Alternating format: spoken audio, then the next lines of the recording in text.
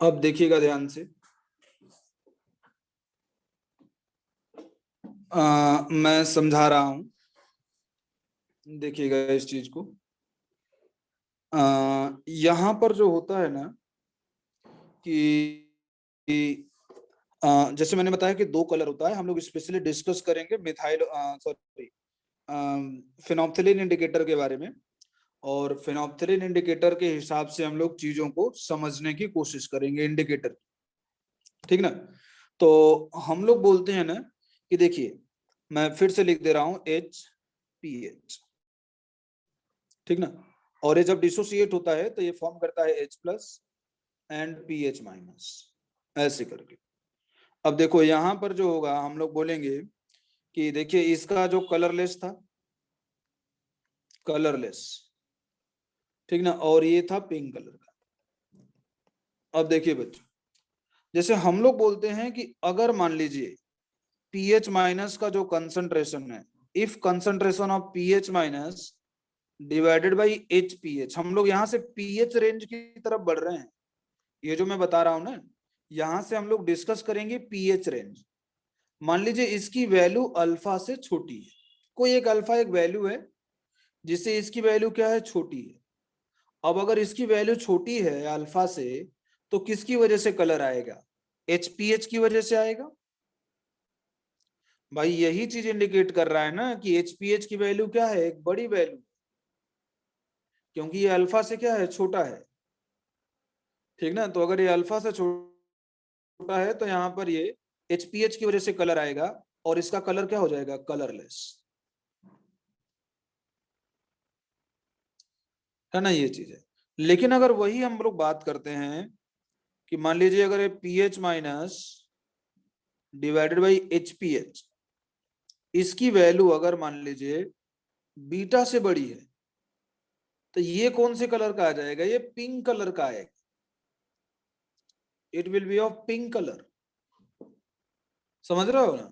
ये पहले अब देखो यहां पर किसकी वजह से कलर आएगा, pH- की वजह से कलर आएगा, क्योंकि बीटा से बड़ा कब होगा, जब pH- डोमिनेट करेगा, है ना, ये चीज है। तो यहाँ पर पिंक कलर आ जाएगा। अच्छा एक बात समझिए कि अगर हम लोग पहले वाले के लिए लिखेंगे pH, तो pH1 मान लीजिए हम लोग लिख देते हैं, तो pH1 यहां से क्या आ जाएगा, pKi plus log of alpha.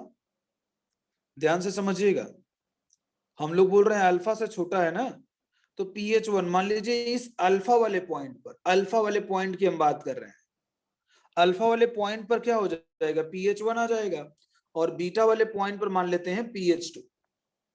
मान लो अगर दोनों की वैल्यू इक्वल टू बीटा आ गई, तो हम लोग क्या बोलेंगे, यहाँ पर pH2 बोलेंगे, और pH2 क्या आ जाएगा, pKi plus log of beta, ठीक ना। इस तरीके से मैं अल्फा और बीटा वाले रेशियो पर कैलकुलेट कर रहा हूं pH1 एंड pH2। अब इसका मैं एक छोटा सा मैं बना रहा हूं, एक टेबल टाइप में, एक मतलब कि एक पैरामीटर मैं ड्रॉ कर रहा हूं, ऐसे करके।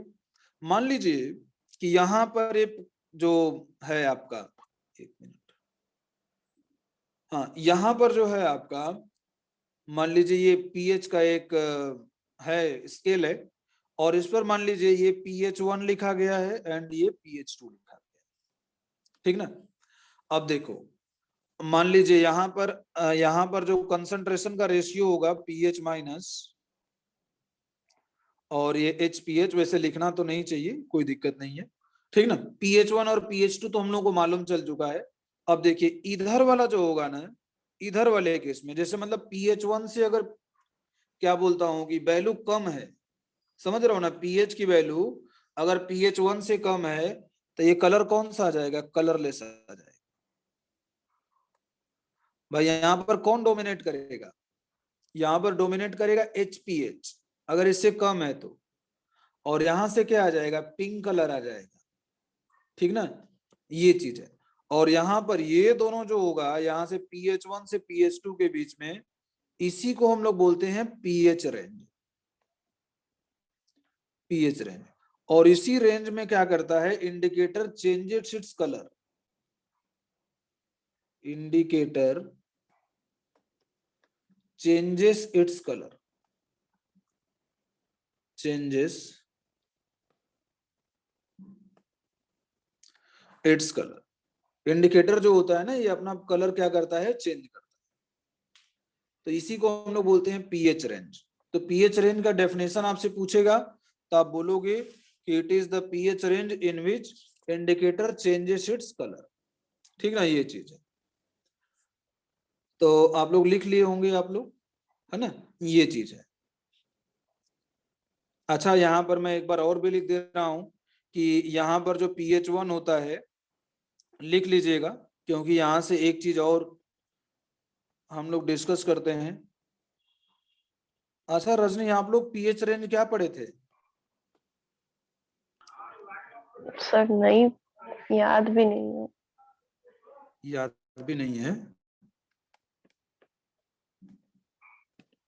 वाह भाई, आप तो बोल रहे थे इंडिकेटर में कोई प्रॉब्लम नहीं है, बस आप पढ़ा दीजिए थोड़ा थोड़ा। तो ध्यान दीजिएगा, समझ गए ना। तो मैं अल्फा बीटा, ध्यान दीजिएगा, ये जो होता है ना, आप लोग पढ़े होंगे पी के आई, आप लोग देखिए याद आएगा, पी के आई -1 टू पी के आई +1, है ना, ये चीज है ना, ये होता है पीएच रेंज। ये चीज आप लोग पढ़े होंगे, याद आ रहा है रजनी, बताइए।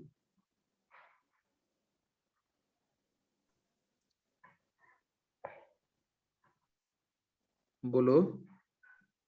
नहीं सर। ठीक है।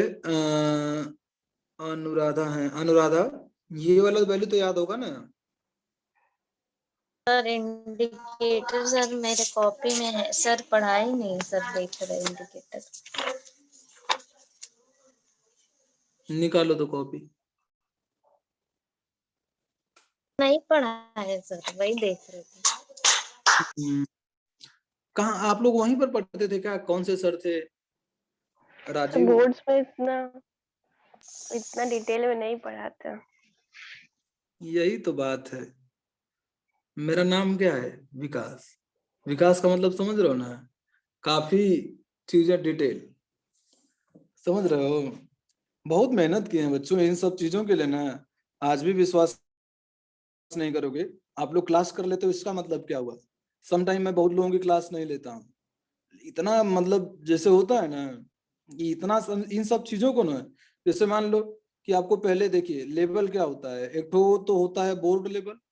बोर्ड लेवल में भी चीजें कम नहीं है, बहुत ज्यादा है, ठीक ना। एक बोर्ड लेवल होता है, फिर बोर्ड लेवल से जब उठना पड़ता है ना, तो इसे थोड़ा थोड़ा परसेंटेज बढ़ाने के लिए ना बहुत मेहनत करनी पड़ती है। बहुत सारे लेक्चर्स को देखिए, बहुत सारे क्या बोलता हूँ कि वो बुक्स को देखिए, मतलब काफी सारे मेहनत करने के बाद में धीरे धीरे ये लेवल बढ़ता है।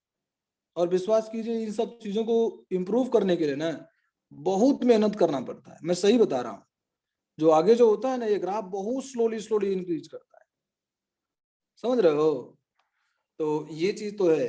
आप लोगों को जैसे मान लो 1 घंटे में पढ़ा रहा हूँ ना, 1 घंटे की अगर क्लास लेनी होती है तो कम से कम मैं 7 to 8 आवर्स पूरा प्रॉपर स्टडी करते हैं हम लोग। टीचर जो मान लीजिए कि जो ढंग के पढ़ा रहे हैं, कुछ कम से कम एटलीस्ट जेई एडवांस का क्लेम कर सकते हैं कि नहीं हम पढ़ा रहे हैं, तो कम से कम ये होता है। हालांकि अगर प्रॉपर कहें तो अगर जो टॉप टीचर हैं कोटा वगैरह में, शिशिर मित्तल वगैरह हो गए, नरेंद्र अवस्थी हो गए, इन लोगों का एक एक सब्जेक्ट मतलब 1 घंटे की क्लास के लिए 20 to 25 आवर स्टडी कर चुके होंगे, तब जाकर के मतलब पढ़ाते हैं। मतलब इस टाइम में जो लोगों का रेटिंग होगा इस तरीके से होता है, समझ रहे हो। तो ये चीज होता है। पढ़ाने को बहुत लोग पढ़ाते हैं कोलकाता में, हम जानते हैं ना। सब लोग तो एडवांस के नीचे बात ही नहीं करते, कहेंगे एडवांस पढ़ा रहे हैं, ये चीज है। तो बुराई नहीं कर रहे हैं, सच्चाई बता रहे हैं। तो ध्यान दीजिएगा, ये जो होता है ना, आप लोग लिख लीजिएगा, ये जो लिखे हैं हम, ये इसको मिटा दे रहे हैं हम, ठीक ना। तो ये देखिए यहाँ पर पी के आई और क्या बोलता हूँ, पी के आई प्लस लॉग ऑफ अल्फा, ये चीज है। और दूसरी चीज है, अब ये जो अल्फा और बीटा होता है ना, कभी क्वेश्चन में आपको दिया नहीं जाएगा, बहुत रेयर होता है कि क्वेश्चन में दिया जाता है, लेकिन हाँ आप लोग इसके नीचे लिख लीजिएगा, if information about alpha and beta is not given, if information about alpha and beta is not given, then consider तो आपको कंसिडर करना पड़ेगा, ध्यान दीजिएगा यहाँ पर pH minus divided by HPH, ठीक ना। इसकी जो वैल्यू आप कंसिडर करोगे 10, ध्यान दीजिएगा अगर ये वैल्यू अगर 10 से छोटी है, समझ रहे हो, यहाँ पर अगर ये वैल्यू छोटी है या इक्वल है तो यहाँ पर इसमें एक मिनट ये ग्रेटर है, HPH की जो वैल्यू है अगर मान लीजिए 10 से ग्रेटर है इक्वल है तो यहाँ पर जो कलर आएगा pH माइनस का कलर है, pH माइनस कलर। अब ध्यान दीजिएगा अगर यहाँ पर pH माइनस का जो कंसंट्रेशन है, अगर मान लीजिए HPH का जो रेशियो है अगर मान लीजिए 1/10 से छोटा है तो यहाँ पर HPH का कलर आएगा, है ना, इस तरीके से। तो यहां से हम लोग क्या बोल सकते हैं, pH रेंज, यहां से क्या आ जाएगा, pH रेंज आ जाएगा, और ये pH रेंज क्या आ जाएगा, pKi माइनस 1 आ जाएगा, क्योंकि log 10 की वैल्यू क्या, log 1/10 की वैल्यू क्या आ जाएगी, -1 आ जाएगी, यानी ये होता ना 2 pKi +1, ठीक ना, ये चीज है, समझ गए। तो यही होता है pH रेंज, ठीक ना। आपको कुछ भी क्वेश्चन में मैक्सिमम टाइम है 99% चांस है कि आपको मेंशन नहीं किया जाएगा, लेकिन आप क्या करोगे इसको मतलब ये ले करके चलोगे अपने आप, अगर कुछ भी मेंशन नहीं किया गया है तो, है ना, ऐसे। तो ये चीज हो गया भाई। अब आगे हेडिंग डाल दीजिएगा, हेडिंग डाल दीजिएगा टाइट्रेशन, टाइट्रेशन, ठीक ना। अब यहाँ पर बच्चों टाइट्रेशन मतलब डिफरेंट चीजों की हम लोग टाइट्रेशन यहाँ पर डिस्कस करेंगे, और उनके ग्राफ भी हम लोग यहाँ पर क्या करेंगे, डिस्कस करेंगे, ठीक ना। अब ध्यान दीजिएगा, पहला लिख लीजिएगा, पहला हेडिंग डाल दीजिएगा titration of strong acid by strong base. यही बच्चों लास्ट टॉपिक है, बस थोड़ा सा ही है, ज्यादा चीजें यहाँ पर नहीं है, बट हाँ यहाँ पर ये बस यही है, ठीक ना। तो लिख लीजिएगा टाइट्रेशन, और पहला लिख लीजिएगा titration of strong acid by strong base, titration of strong acid by strong base. Strong acid का टाइट्रेशन हम लोग करवाते हैं बाय स्ट्रॉन्ग बेस। ध्यान दीजिएगा, सपोज मान लीजिए हमारे पास में एक कंटेनर है, और इस कंटेनर में हम लोगों ने ले लिया है 50 ml 0.1 मोलर HCl, ठीक ना, 50 ml 0.1 मोलर HCl ले लिया, और यहाँ पर हम लोगों ने यहाँ पर एक जो होता है ब्यूरेट होता है, कि क्या बोलते हैं इसको, है ना, ऐसे करके ये होता है ब्यूरेट, ठीक ना, इस तरीके से है, और यहाँ पर ठीक है, ये हम लोग क्या करते हैं ना, इसको ड्रॉप बाय ड्रॉप क्या करते हैं, NaOH यहाँ पर डालते हैं। मान लीजिए इसका कंसंट्रेशन है 0.1 मोलर, ध्यान से समझिएगा, और समझ करके इसका ग्राफ ड्रॉ करना होगा। देखिए जितना आसान लग रहा है आप लोगों को, उतना आसान नहीं होता है ये, देखिएगा ध्यान से। 0 मतलब ये NaOH है 0.1 मोलर। हम लोग क्या करते हैं ना कि इसमें ड्रॉप बाय ड्रॉप NaOH को डालते हैं और इसका pH मेजर करते हैं। ड्रॉप बाय ड्रॉप क्या करेंगे, NaOH डालेंगे, और ड्रॉप बाय ड्रॉप डालने के बाद में हम लोग क्या करेंगे, सॉल्यूशन का pH मेजर करेंगे, ठीक ना। तो देखिए पहले वाले में दोनों ही स्ट्रॉन्ग एसिड स्ट्रॉन्ग बेस है, तो pH कैलकुलेट करने में कोई भी प्रॉब्लम नहीं आने वाला है। यहां पर हम लोग लिख लेते हैं वॉल्यूम ऑफ NaOH, है ना, NaOH का वॉल्यूम हम लोग वॉल्यूम ऑफ NaOH एडेड, ठीक ना। और यहां पर मैं लिख दूंगा पीएच ऑफ सोल्यूशन। जैसे जैसे आप ऐड कर रहे हो वैसे वैसे मैं सोल्यूशन का पीएच लिखूंगा। देखिए अगर 0 ml आप ऐड कर रहे हो, if you are adding 0 ml NaOH to the solution, what will be the pH? PH कितना हो जाएगा? 1 हो जाएगा। भाई कुछ भी नहीं ऐड किए हो, 1 तो नहीं होगा? कितना हो जाएगा? यहां से 50 ml का मतलब आसानी से निकल सकता है ना बच्चों। ये 50 ml ही लेके किया गया है। यहाँ पर हो जाएगा ml को लीटर में चेंज करेंगे तो 50 into 10 to the power -3 -4 -3 5 into 10 to the power -3 है ना। यहाँ पर हो जाएगा 3 माइनस log 5 है ना। तो 3 माइनस log, इतना हम लोग क्यों कर रहे हैं ये? 1 ही तो आएगा पीएच। अरे भाई 0.1 मोलर HCl है ना, कुछ ऐड नहीं किया गया है, तो पीएच कितना आ जाएगा? 1 ही तो आएगा। क्यों हाँ सर, विदिता? हाँ वही तो। हाँ तो यहाँ पर देखिए ध्यान से, यहाँ पर 10 ml अगर हम लोग ऐड कर रहे हैं तो यहाँ पर जो पीएच आ जाएगा ना, आसानी से हम लोग लिख सकते हैं इसको। आप लोग कैलकुलेट कर सकते हो। देखो सिंपल सा N1 V1 N2 V2 से निकालना है, और आप लोगों को बताएं ये वाला डेटा हम लोग लिख दे रहे हैं क्योंकि इसका आसान है कैलकुलेशन। 20 ml जब डालते हैं ना हम लोग इसमें, तो पीएच आता है 1.36। आप लोग कैलकुलेट करके देख लीजिएगा। 40 ml 1.95, 49 ml हम लोग ऐड कर रहे हैं तो पीएच आ जाता है 3। 49.9 ml ऐड कर रहे हैं तो पीएच आता है 4। 50 ml ऐड करेंगे, सोल्यूशन क्या हो जाएगा? न्यूट्रल, और पीएच आ जाता है 7। 50.1 ml ऐड करते हैं, पीएच आता है 10। 51 ml ऐड करते हैं, पीएच आ जाता है 11। समझ रहे हो ना? ऐसे करके 51 ml ऐड कर दिए तो पीएच क्या आ गया? 11 आ गया। अगर इस डेटा को पूरा ध्यान से देखोगे तो पहले क्या हो रहा था? पीएच स्लोली स्लोली इंक्रीज कर रहा था। स्लोली स्लोली पीएच क्या कर रहा था? इंक्रीज कर रहा था।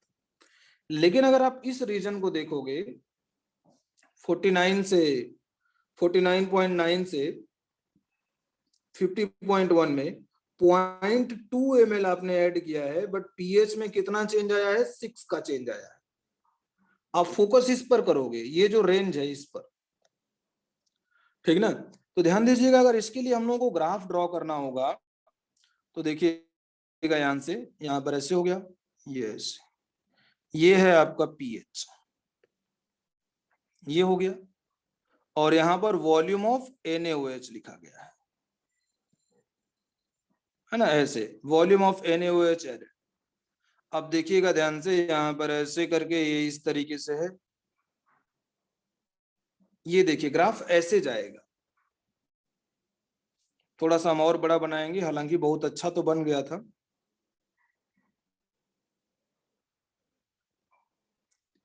ऐसे करके थोड़ा सा बड़ा बनाना आप लोग, ऐसे करके। देख रहे हो ना? देखो पीएच जो है हम लोगों का, ये देखिएगा यहां से मान लीजिए कि यहाँ पर ये 4 पीएच, देखिए यहाँ पर 4 है, और यहाँ पर मान लेते हैं पीएच जो है ये है आपका 10, ठीक ना, ये चीज है। तो हम लोग बोलेंगे, देखिए यहाँ पर इसके रिस्पेक्ट में जो वॉल्यूम वगैरह में दिख रहा हूं ना, ये ऐसे, और इसका जो इक्विवेलेंस पॉइंट है ये है। इक्विवेलेंस पॉइंट का मतलब कि रिएक्शन न्यूट्रल, मतलब जैसे कि नंबर ऑफ इक्विवेलेंट दोनों के क्या हो गए? इक्वल हो गए, ठीक ना। तो ये है आपका इक्विवेलेंट पॉइंट, इक्विवेलेंट पॉइंट, ठीक ना, ये चीज है। मतलब number of equivalent of NaOH is equal to number of equivalent of HCl, दोनों के इक्वल हो गए। और ये पीएच देख रहे हो ना, काफी तेजी से इंक्रीज कर रहा है। यहाँ पर ये 3 पॉइंट्स हैं, और अगर हम लोग यहाँ पर पॉइंट लिखेंगे तो ये वाला जो पॉइंट है इस पर वॉल्यूम है 49.9 और यहाँ पर है 50.1 ऐसे, इतना ml ऐसे, ठीक ना, ये चीज है। तो आई होप बच्चों आप लोगों को समझ में आया होगा, जल्दी से लिख लीजिएगा।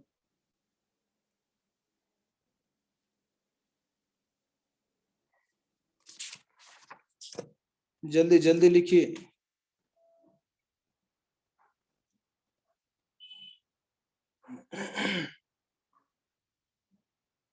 सर इससे कैसा क्वेश्चन आता है सर? इसमें आपको ग्राफ दे देगा, पहचानने के लिए बोलेगा, आपको दे सकता है कि नहीं, ठीक है कंटेनर में अगर HCl है, आपको इक्विवेलेंस पॉइंट पर पीएच पूछ लेगा क्या होगा, ठीक ना। स्पेशली ग्राफ में ही दे देता है कि कौन सा किसके टाइट्रेशन के लिए। ग्राफ दे दिया, हम लोग का titration of HCl by NaOH दे दिया, या फिर NaOH बाई HCl दे दिया, इस तरीके का, है ना। हाँ। ये है भाई, ठीक ना, ये चीज है। अब ध्यान दीजिएगा, आगे लिख लीजिएगा, titration of weak acid by strong base. Titration of weak acid, आप लोग देखते हो ना ऐसे, कई कई बार क्वेश्चन आप ही ने भेजा था, मैं आज देखा था क्वेश्चन आपका, ऐसे करके ना था एक ठो ग्राफ, इस तरीके से आपने कुछ क्वेश्चन भेजा था ना एक ठो, हाँ हाँ इस तरीके सर, से, को समझ नहीं आ रहा था। बता देंगे अभी क्लास के जस्ट एंड में, ठीक ना, ये चीज है। तो ध्यान दीजिएगा, आगे लिख लीजिएगा, titration of weak acid by strong base. मिटा रहे हैं बच्चों इसको। और आप लोग तो अब एकदम एक्सपर्ट बन चुके हो पीएच कैलकुलेट करने में, आई एम एज्यूमिंग। तो ध्यान दीजिएगा, यहाँ पर एक कंटेनर है, सपोज मान लीजिए यहाँ पर कंटेनर में आपने ले लिया है CH3COOH ऐसे, और यहाँ पर इसका टाइट्रेशन करवा रहे हो बाई NaOH, है ना। NaOH से इसका टाइट्रेशन करवा रहे हो आप। अब टाइट्रेशन करवाओगे तो होगा क्या चीज, ये जैसे मान लो 50 ml है, 0.1 मोलर है, और इसका जो Ka की वैल्यू है, इसके Ka की value, Ka of acetic acid 1.8 into 10 to the power -5 है, ऐसे करके।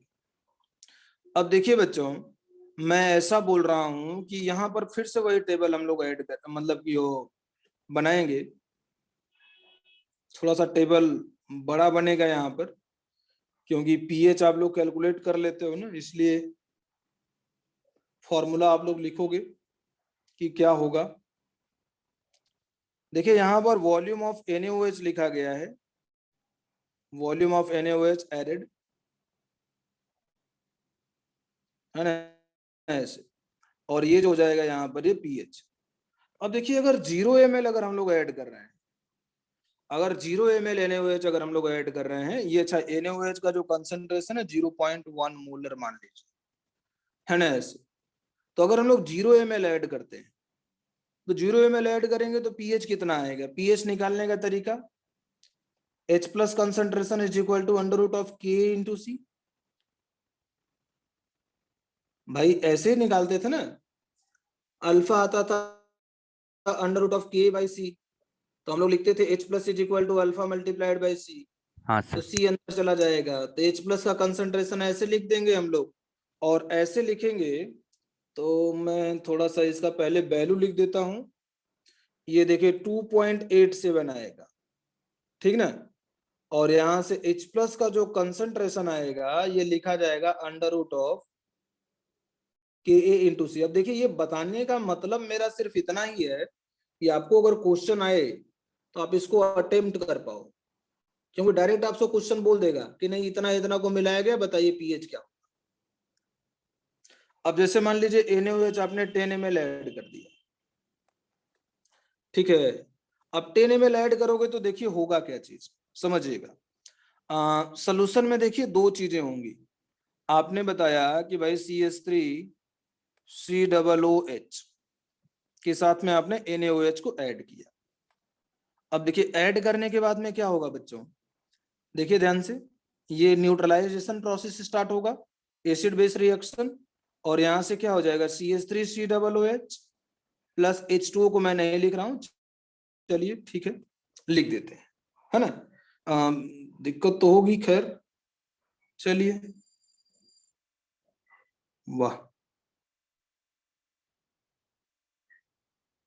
ये ऐसे है, यहीं पर लिख देते हैं। हाँ, अब देखिएगा, तो ध्यान दीजिएगा बच्चों कि मैं बोल रहा हूं कि NaOH का जैसे 10 ml अगर आप ऐड कर दे रहे हो तो NaOH का कंसंट्रेशन कितना हो जाएगा, मोल NaOH का मोल आ जाएगा मिलीमोल, 1 मिलीमोल आ जाएगा, क्योंकि 10 ml है तो 1 मिलीमोल ऑफ NaOH हो जाएगा, और CH3COOH कितना होगा 5 मिलीमोल। अब देखो दोनों रिएक्ट कर लेंगे ना, समझ रहे हो ना, रिएक्ट करके देखो ये तो 5 - 1 हो जाएगा दैट इज 4, और ये हो जाएगा 1 - 1 दैट इज 0, और यहाँ पर 1 हो जाएगा, और वाटर का तो कोई यूज ही नहीं है यहाँ पर। तो सोल्यूशन में फाइनली बच क्या रहा है, सोल्यूशन में बच रहा है CH3COO और CH3COO Na होगा ना, ये दोनों चीजें बच रही हैं, समझ रहे हो, दो चीजें बच रही हैं CH3COOH एंड CH3COO, और ये मिलके क्या फॉर्म करेंगे, बफर सोल्यूशन फॉर्म करेंगे। बोलिए भाई, ये दोनों मिलके बफर सोल्यूशन ही तो फॉर्म करेंगे, और बफर सोल्यूशन अगर फॉर्म करेंगे देन पीएच जो आता है यहाँ पर 4.14 आ जाएगा, और यहाँ पर पीएच लिखा जाएगा पीएच इज इक्वल टू, हम लोग क्या लिखेंगे भाई, बफर का क्या होता है PKI, यानी sorry PKA plus log of salt 1/4, salt by acid, ऐसे करके। क्यों ऐसा हम लोग लिखे हैं, क्योंकि यहाँ पर ये क्या है, बफर है, समझ गए, बोलो अनुराधा। हाँ सर। अब इसके बाद में हम ऐसा करते हैं ना 25 ml ऐड करते हैं, तो यहां से भी तो बफर ही होगा, ठीक ना, और बफर होता है तो यहाँ पर जो पीएच आता है 4.74 आता है, ठीक ना, ये भी क्या है, एक बफर सोल्यूशन ही बनेगा, बफर सोल्यूशन। फॉर्मूला वही लगाएंगे हम लोग, आप लोग ट्राई करना। 40 ml पर क्या होगा भाई, ये 40 ml पर आ जाएगा 5.34 आ जाएगा, और यहां से भी क्या फॉर्म होगा, बफर सोल्यूशन, ठीक ना। हम लोग 49 ml पर देखते हैं, 49 ml पर भी बफर सोल्यूशन ही होगा। अब देखिए दोनों चीज तो प्रेजेंट होगी, तो 6.43, और यहां से आ जाएगा ये क्या आ जाएगा भाई 4 ये हो जाएगा आपका, समझ रहे हो ना, यहाँ पर 6.43 आता है, और ये भी होगा आपका बफर सोल्यूशन। 49.9 पर भी बफर सोल्यूशन ही आता है, बट उतना प्रिसाइज हम लोग नहीं करेंगे, हम लोग 50 ml पर कैलकुलेट करते हैं, और 50 ml पर क्या हो जाएगा बच्चों, न्यूट्रल हो जाएगा, NaOH और CH3COONA एक दूसरे को क्या कर देगा, न्यूट्रलाइज कर देगा, यानी दोनों के नंबर ऑफ इक्विवेलेंट्स क्या हो जाएंगे, इक्वल हो जाएंगे, और जब दोनों के इक्विवेलेंट्स इक्वल हो जाएंगे तो हम लोग लिखते हैं 50 ml के केस में जो पीएच आता है यहाँ पर आ जाएगा 8.71 आता है, और इस केस में क्या रहेगा कि सिर्फ बचेगा आपको CH3COONA, और ये क्या है, salt of weak acid and weak base है, salt of weak acid and strong base, and its pH will be equal to 7 minus 1/2, 7 plus होगा plus 1/2 pKa plus log C, समझ गए, ऐसे करके, ठीक ना, इस तरीके से हो जाएगा। और इसके बाद में अगर हम लोग इसको करें 50.1 ml, ठीक ना, तो अब देखिए सॉल्ट में आप क्या ऐड कर रहे हो, NaOH ऐड कर रहे हो, तो सॉल्ट वाले का पीएच हम लोग क्या कर देंगे, नेग्लेक्ट कर देंगे, और जो पीएच आ जाएगा वो 10 आ जाएगा। ठीक ना, इस तरीके से। ठीक है, सॉल्ट और NaOH का अगर हम लोग कंसिडर करेंगे तो सॉल्ट वाले का तो नेग्लेक्ट करना पड़ेगा, क्योंकि उसकी वजह से तो कोई पीएच में कोई खास फर्क पड़ेगा नहीं। ठीक ना, ऐसे करके, यानी 0.1 ml क्या बच जाएगा आपका, NaOH बच जाएगा, और 0.1 ml 0.1 मोलर, और यहां से हम लोग पीएच निकालेंगे तो ये 10 आएगा। समझ गए, बोलिए भाई। सर क्यों नेग्लेक्ट करेंगे सर? सॉल्ट वाले का पीएच क्या लिखोगे आप बताइए, सॉल्ट वाले की वजह से तो पीएच नहीं आएगा ना कोई खास। हाँ सर। तो इसीलिए हम लोग सिर्फ और सिर्फ NaOH वाले को लेकर के काउंट करेंगे, और पीएच जो आ जाएगा अप्रोक्सीमेटली 10 आता है। तो ये, अच्छा एक बात बताइए, इक्विवेलेंस पॉइंट कौन सा होगा, ये हो जाएगा इक्विवेलेंस पॉइंट। क्यों, क्योंकि यहीं पर सोल्यूशन क्या हो जा रहा है, न्यूट्रल तो नहीं बोल सकते, लेकिन हाँ दोनों एक दूसरे को क्या कर दे रहा है, number of equivalent of CH3COOH and number of equivalent of NaOH, दोनों क्या हो जा रहा है, इक्वल आ जा रहा है। और जब ये इक्वल आ जाएगा तो हम लोग बोल देंगे यहाँ पर कि ये यही हो जाएगा इक्विवेलेंस पॉइंट। कोई यूज नहीं पड़ता है इक्विवेलेंस पॉइंट।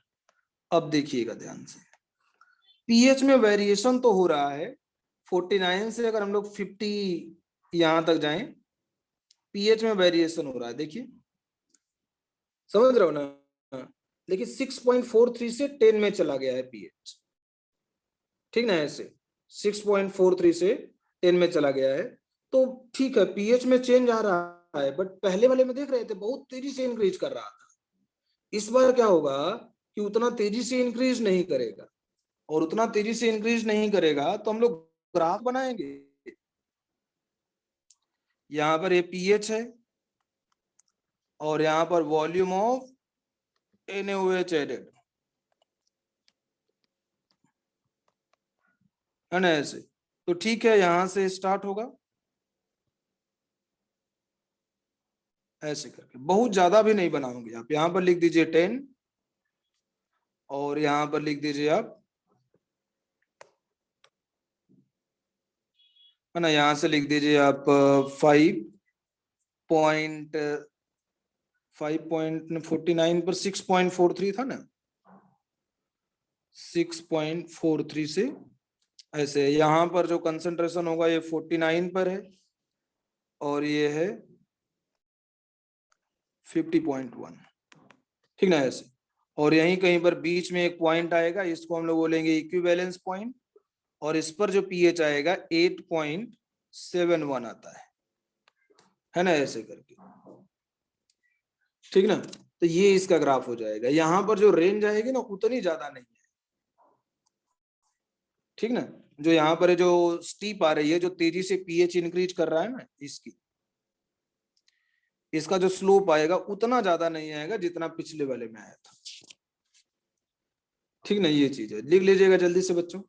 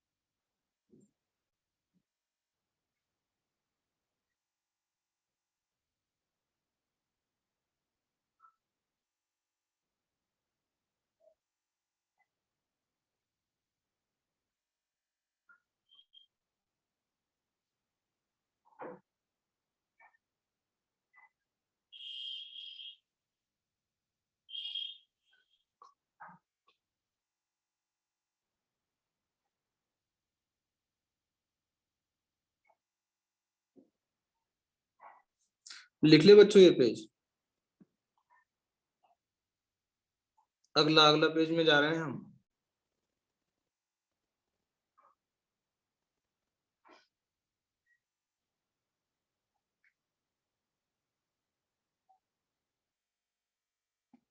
सर चैप्टर खत्म हो गया?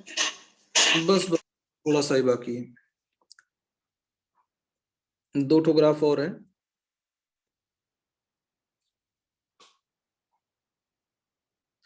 ठीक है, लिख लिए बच्चों।